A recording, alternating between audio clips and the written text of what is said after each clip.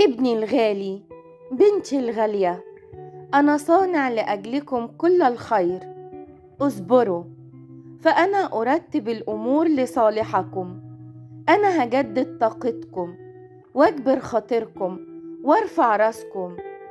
هيجي وقت يغمركم التعويض لتبكوا من شدة الفرح.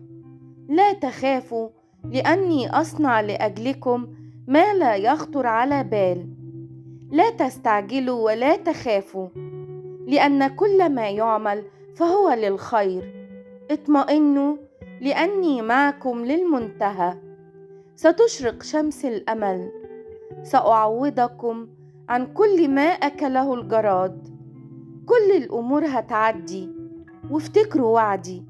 لا أهملكم ولا أترككم. اتكلوا علي.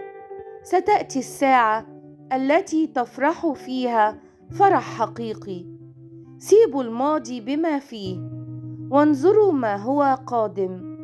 لا تحزنوا واملأوا قلوبكم بالرجاء. سأعوضكم عن ما فات. قريبا سأفتح كل باب مغلق. لا تخافوا، فالواقع سيتبدل بواقع يليق بيكم وبمجد عظيم. تأكدوا أن قوتي في الضعف تكمل، فاطمئنوا.